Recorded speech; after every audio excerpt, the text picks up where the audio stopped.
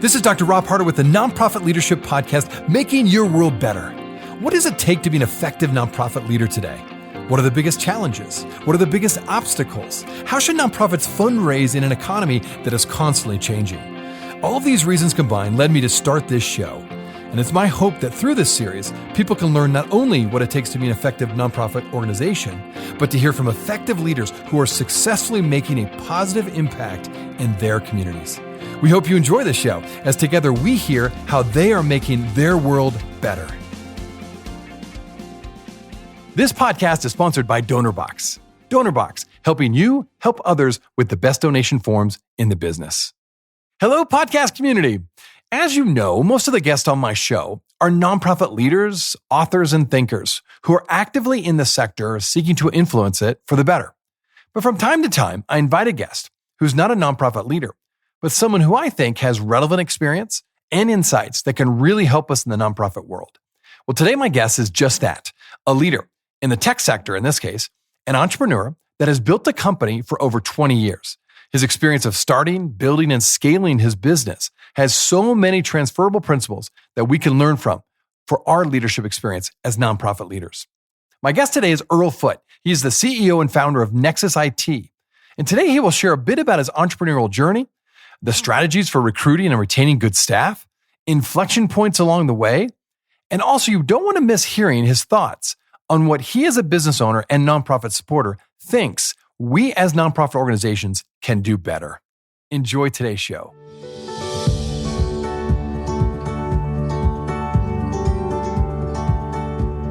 Well, Earl, it is great to have you on the show today. Such a pleasure, Rob. Thank you for the invitation. This will be unique. I'm usually on podcasts or speaking to audiences and for-profit sort of, organizations and communities. I got to think back if I've done, any thought leadership in a nonprofit, but nothing comes to mind right now.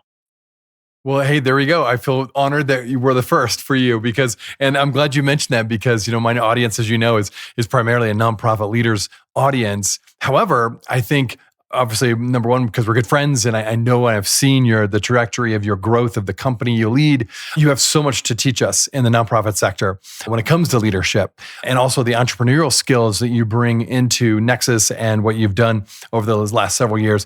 A lot of those overlap, I believe, too, when it comes to nonprofit leadership. So let's get into that. Yeah, obviously, this is for nonprofit leaders. And as we answer these, obviously, you can share from your perspective and how it applies then to the nonprofit sector. Tell us a bit about your entrepreneurial journey. How did you get Nexus, which is the company you lead, started in the first place? Yeah, very good. It was probably a lot of stupidity and a little bit of dumb luck, but I was 23 years old and I'm in my 25th year of having established and now running Nexus. And I've done some other little side ventures and things like that as well over the years. I do sit on a number of boards and advisory boards right now, in addition to Nexus. But, it was interesting. I guess I was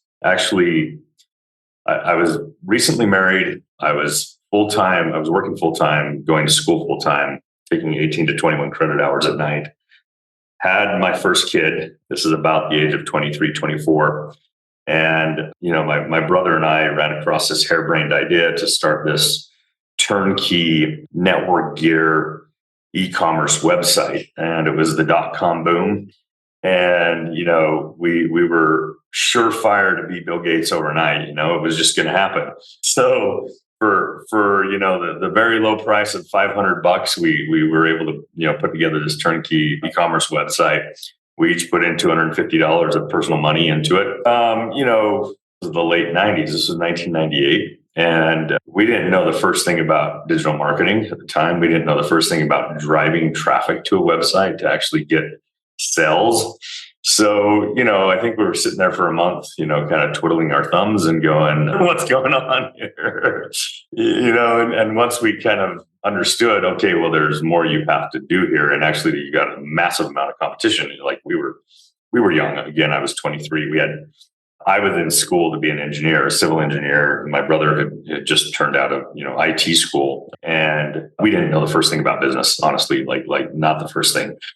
And, we're like, okay, well, what do we do here? By the time we figured out that, you had to market and we needed money to market. And it's like, well, we're both, young kids, with young families and, in school, and there's no more money, right? We like scraped together everything we could. But, the interesting thing is that that actually led to very quickly a lot of friends and family, and then, people in our circles beginning to ask for help as it pertained to IT, computers, and quickly evolved into consulting with businesses around technology. And so really within a few months, we started to land our first IT, consulting, contracts, our first IT outsourcing contracts, which, back in the late 90s. Today, we call the industry managed IT services, which is,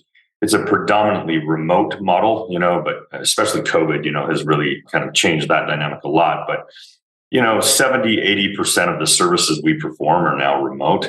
In the late 90s, they were on site. It was more of an IT staffing type of model. And so, we pretty quickly started to land some clients that needed, IT resources, small and medium businesses that needed IT resources for 8 hours a week, maybe 20 hours a week, or, so just fractional type of, staffing. And many of those companies, late 90s, honestly, were literally executing their original digital transformation. They were going off of paper, and we were designing and setting up client server environments, and taking them into digital environments so that they could operate businesses, through computers rather than doing it manually. Some of them had already been on computers, but I'd say about half, of our kind of, early clients. Now, it's so interesting. So how long did it take you to go from the initial idea to launch? Well, no, really the idea to launch was probably 4 to 6 weeks. To real traction, that's totally different, right? But yeah, depending upon the type of organization that you launch, the complexity of launching that can be very different. In our industry, in services is always one of the easiest things to start. And it's why you see even like a lot of, software product companies, SaaS companies, for example, they start with a services model. Because they can get clients fast, they can get revenue fast, they can create margins, and then from those margins they can build their product and ultimately kind of transition into a SaaS company with maybe a minuscule professional services division, right? But services is one of the easiest things to stand up and scale. Well, I should say stand up. Scaling services is harder because you're scaling heads, you're scaling people, you're not scaling technology or processes, right? And so, yeah, again, the e-commerce website and starting to, get services clients was a matter of 6, 8, maybe 12 weeks for that all to, kind of begin to come to fruition. But yeah, those first, 5 or 6 years were pretty meager. If I think back, I was probably making 20, 25,000 a year for, those first several years. So it was pretty tight for, a family, with a new home. And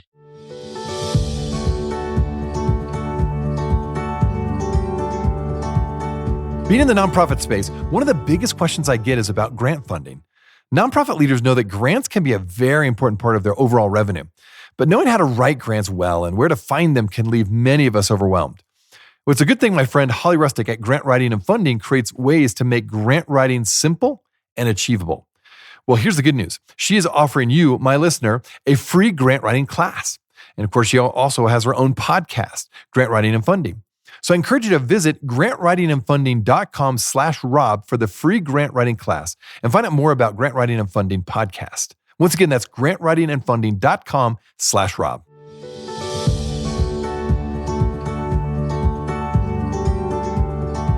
Now, as you look back over the growth of your company, because you can even update us on how big you are now, walk us through some of the key turning points. And my guess is, and you can explain, where these turning points, sometimes in nonprofit world, it's very similar, where you get to a point where your organization may completely just fail, or maybe sputter and just stay where they are, or really go to that next level of growth. I'm guessing you had some turning points along the way over the last several years. Could you talk about just one or two of those where you feel like those key turning points where you would have, again, either closed your doors or looked back and just leveled off the growth? Or my guess is you kept growing because I see you now and you have continued to grow. Maybe lean us into that story a bit about where those key turning points were and what happened. Yeah, I think all organizations face significant challenges, right? I mean, my circle of friends and colleagues are all startup founders and executives, and of course cool nonprofit executives like yourself. And we all share war stories and compare battle wounds and all that kind of stuff, right? Business, whether it's nonprofit or for profit, is challenging. It's going to be a really difficult path, and you have to develop an addiction, I think, to stick to itiveness. But to speak a little bit more about turning points, economic downturns. Of course, we went through the dot-com bust. We went through the 08, 09. We went through 12. Now we've been through COVID, and now right now navigating kind of this weird economic time that we've been going through the last 12 or 18 months. We've had, things like, unfortunately, some fraud and embezzlement, in the earlier years that had happened. My brother and I, who were original business partners, actually split the business in half and separated, the business. And so we've had plenty of kind of inflection points that, and certainly lulls in the business, when reflect, dig deep, do some deeper analysis into our product market fit, our capabilities, where we can really hone our services and products so that, we can grow and scale better as an organization. We've had those moments of, challenging, sketchy economic times, where we've had to be very disciplined about scaling back our costs within the organization. And, that's a challenge, in and of itself, because you don't cut your way to growth. When, economies get weird, you have to be disciplined about what's really producing ROI, what's really, making an impact for us and for our clients, and what can we do away with, and sometimes that is some positions that you have to do away with. I see a lot of organizations when it comes, of course, growing a nonprofit business are different in terms of marketing and sales. I see a lot of for-profit organizations when rough economic times hit, they scale back on marketing and sales. And in my opinion, that's a foolish decision because, you're generally, you're going, like, if you're scaling back on marketing and sales, on the data around those marketing sales and make sure that, like, all of our efforts, all of our spend, it's actually producing the ROI targets that we want. Like, if our pay-per-click ads are producing, 2 qualified leads a month, but our target is 20, then something's wrong with those pay-per-click ads, right? Like, either they need to go away or you got to change the approach, And so, you fine tune the business all the time. There are inflection points, the market changes, clients change, and people change. And so I'm 25 years in, and every day, we're still knee deep, like, assessing where we're at as a business. And, I hear, which I think, candidly, I think it's foolish, but maybe it's an industry nuance. I hear a lot of people say, "Oh yeah, my business is on autopilot. I'm so good. I don't have to really work, and it's like an industry and that's true for nonprofits, in economic downturn, it becomes significantly more difficult for nonprofits to raise, to do fundraising, right? And so you have to be disciplined about understanding your business. And in my opinion, that comes down to data. You got to have really good sources, clean sources of data. You got to understand what's working, what's not working. And you got to really focus in on, what's producing optimal outcomes for your organization. Well, that makes total sense. And I think you're so right. And that's a great segue to the next question. One of the aspects of nonprofits that really distinguish our sector, I think, is our ability to pivot and to be nimble. But good businesses really also know how to do this well. And you've done that. And that's what you were just referring to at the end of your last answer. So what have you learned about the art of the pivot, so to speak, in the process of the last couple of years? Yeah, I mean, during COVID, so many organizations, they learned to do really well because they learned to pivot or they died, right? And that's, yeah, that is the reality of business today. It's so interesting because here in 2023, and again, I've been doing this for 25 years, I've never seen market volatility like we have today. The conditions of how easy it is for consumer and client sentiment to be influenced, right, by whatever factors, right? Social media narratives, economic conditions, geopolitical situations. And I think that if you're going to be a thriving organization in today's world, you have to be hyper vigilant. You have to really, again, I'm a data geek, and so having really good sources of data of kind of all the things that are happening within your organization, being disciplined about using that data to understand and understand shifting sentiments, understand shifting conditions, and doing your best to get ahead of those, right? Being strategic, studying what's happening. So, having multiple leaders kind of at a top level who are always, keeping a really tight in the business and in the market and adjusting to it, right? We of course, we support and have a lot of nonprofit friends. We're a very community minded organization, and a lot of our nonprofit partners, and friends around town have struggled over the last 12 to 18 months to really, to fundraise. And I'm seeing some of them that are, unfortunately, potentially on the verge of having to close doors. But I also see those who keep a tight pulse on what's happening and who understand that in today's world, you have to pivot. And sometimes that pivot is 180 degrees. It's not a 15-degree pivot, right? It is like, we gotta scale this thing back to the bare bones and re-engineer it from the ground up, right? As an organization, that's not only because of market conditions and things like that, it's size conditions of your business, So we've been doing these kind of 100% growth years, and I can tell you they're challenging because, when you go,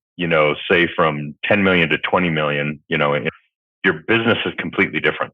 You break almost every process and system in the business. Your staffing needs are different. Your client needs are different.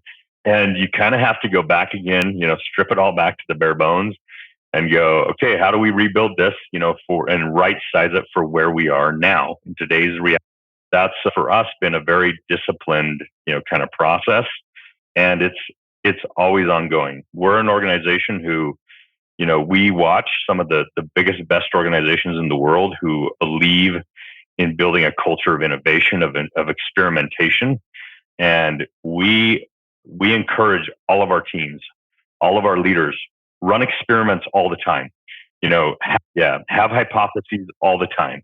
So in fact, as we do our leadership meetings and all that kind of stuff, we use a process. Actually, it was used for the Ford turnaround. It's called Business Performance Review, or BPR. And in that process, every leader, kind of brings the greatest challenges, the top, 3 to 5 challenges or priorities with their team or their function. And they bring ideas, solutions to those, right? They get input from a team of leaders, they get some ideas. And ultimately, they go back and they execute on running different experiments to see, what's going to create the greatest impact. Being kind of disciplined about these processes of understanding what's happening in your business and consistently being willing to experiment, to pivot, to innovate, to grow, to be the best at what you can be. We'll be right back.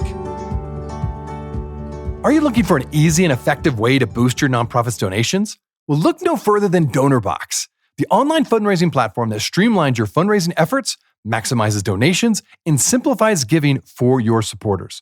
With DonorBox, you can create beautiful donation forms, accept digital wallet payments, track donations, and send auto receipts. And the best part? There are no setup or monthly fees and no long-term contracts required. So what are you waiting for? Visit donorbox.org today to get started. That is www.donorbox.org. Do you want a clear step-by-step system to write grants so that your nonprofit secures funding in a stress-free manner? Well, check out the free grant writing class, How to Write Winning Grants in 7 Proven Steps. You will walk away with 7 nuggets of grant writing clarity and a free action workbook so you can start writing higher quality grants today. Just watch this free class now at grantwritingandfunding.com/Rob. Again, that's grantwritingandfunding.com/Rob. Well, thanks so much for listening to the podcast. If this is your first time listening to us, I wanted to make sure you're aware of a whole group of other episodes with fascinating guests that I previously interviewed. Just go to our website, nonprofitleadershippodcast.org. There you will find numerous interviews of nonprofit leaders from all over the country, including some from other countries, all trying to make their world better. And when you go to our website, you can also subscribe to my monthly leadership update in order to get more content, ask me questions, and join the Nonprofit Leadership Podcast community. Just look for the subscribe button, which is on the top right-hand side. It's a real easy process. Well, thanks again for listening. Now back to the show.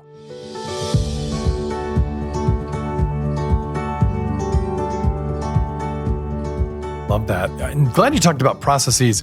Why don't we talk about recruiting and retaining good staff? I'm guessing as you've gone along the way, that's been a challenge, right? To get the right people at the right level. And then when you grow to another level, and you mentioned like doubling your output, and my guess is then that means you maybe don't double your staff, but you have to increase your staff. And perhaps you had a staff member that was really good at a certain level of your company. But now that your company's larger, that person's not as good in that role, and you have to completely revamp the roles. Talk about how you've gone about recruiting good people and retaining them. What's been your key strategies? Yeah, first and foremost, the key to my opinion, the key to attracting the right talent and to retaining them is to build a high performing culture, a culture where people feel supported. And by the way, high performing culture, in my opinion, is people trust each other and they have psychological safety. When those two elements exist, you can do almost anything you want to do in business. And by the way, you don't need ping pong tables. You don't need an all-you-can-eat cafeteria. You don't? Don't. Those are niceties that you can certainly, those are nice little things that you can give. But what it comes down to is people want to be aligned with a purpose. They want to feel like they're doing meaningful work. They want to feel like their leaders and their team have their back, right? And those kind of basic elements of, a work environment. And if you can, you're never going to completely nail them, but if you can have those things, fairly in order, people will even come to work for you for less money than they would feel fulfilled. They don't feel rewarded, and they don't feel like they're supported in their role to be successful, right? And I'm not saying you should, offer less money but nonprofits, limited, pockets, right? The depth of the pockets are limited. Our industry is a low margin industry, so very careful with our finances as well, but really and by the way, just a quick hack for everybody. People often get the term culture as it applies to an organization. They get it confused. Culture, what it really top level leadership behavior at scale throughout the organization. That is culture. The way that the senior leadership team behaves, the way they behave individually and the way they behave with each other, the way they play a team sport together is exactly the way everybody else through the entire organization will behave. You set the bar as a top level leader. If your bar is to justify, if your bar is to say, well, we can't really do that because of X, Y, and Z, and granted, there might be some realities to, like, you got to think about how do we get there from here and, be methodical in that process. And if you don't, as a senior leadership team, if you aren't collaborative, if you aren't playing a team sport together, if you aren't supporting each other, if you aren't really working together to help each other achieve the primary objectives of the organization, what do you think is going to happen throughout the entire organization? Those dysfunctions will exist from top all the way to bottom, right? But coming back around, talent has been one of the most significant challenges in our industry. There's, in fact, right now in the US, there's a shortage of 700 cybersecurity professionals nationwide. So we cannot get talent fast enough to fill the need. and we're competing with the federal government who's, fighting real world cyber warfare. We're competing with them for talent. And so it's always a challenge, but, we attract and retain really great people, awesome people, because of the culture we built that is and we've been very strategic about making that culture very public. It's part of our marketing strategies. It's part of our social media presence. It's part of our thought leadership. It's part of the way we show up and support the community.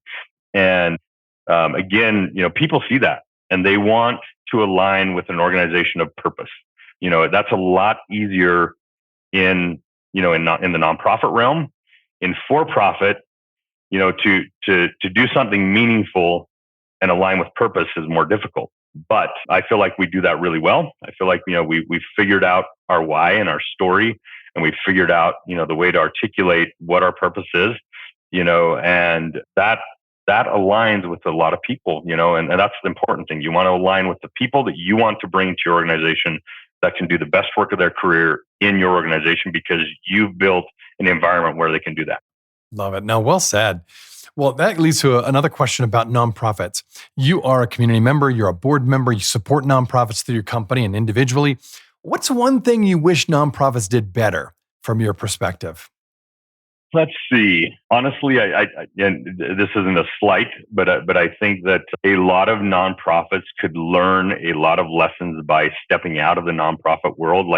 The leaders could learn by stepping out of the nonprofit world, being in a for-profit business where the stakes are very high. There's no exception, but like you have to produce the optimal outcomes that are required by the business, especially if you've got a board, if you have investors, you have no choice but, to hit targets within the business, or there's going to be some sort of, consequence or problem. And, being in a learning environment where the stakes are high, where it's fast paced and where performance is absolutely required, I think could be a massive advantage for a lot of nonprofit leaders and a lot of nonprofit organizations.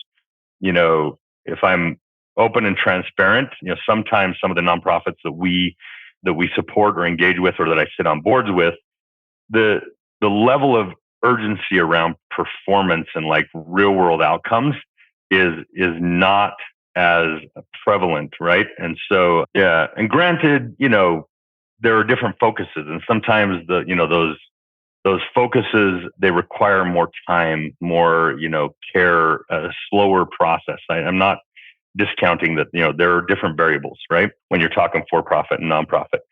But I do, since starting their careers in a for-profit realm, or even just stepping away for, 3 to 5 years, and of the grind of for-profit, and then stepping back into nonprofit and taking those lessons and those playbooks and going, okay, how are we going to really make this thing hum?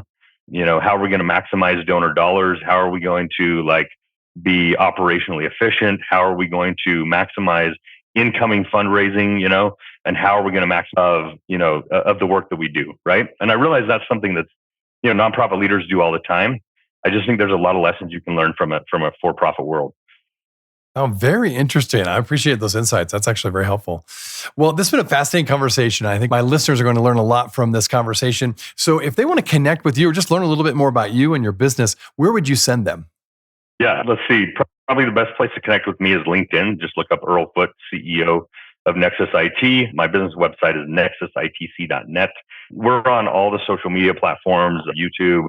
I have a podcast as well called Tech Beat, where actually I interview other founders and, business to ask them to tell their stories, ask them to tell their greatest lessons. And, I think that those sort of, those ideas can be very much, they can transfer, from for-profit into the nonprofit world, right? And so, go look up the podcast, Tech Beat, where leaders learn, innovate, and grow is the name of my podcast. That was perfect. Well, I know you're very busy, so thanks for taking time out of your busy schedule to join us on the show today, Earl. Rob, thank you so much. It's been a lot of fun. I really appreciate it. Hey, friends. Well, I wanted you to know that this podcast can be found on iTunes, Spotify, Amazon, Google Podcasts, and wherever you listen to other podcasts. I also want to encourage you to like, subscribe, and share this podcast with others. This will actually help us get this great content out to more nonprofit leaders just like you. You can also join the Nonprofit Leadership Podcast community. Find other resources and interviews of past guests all on my website, nonprofitleadershippodcast.org. Well, thanks again for listening. And until next time, keep making your world better. This podcast is sponsored by DonorBox. DonorBox, helping you help others with the best donation forms in the business.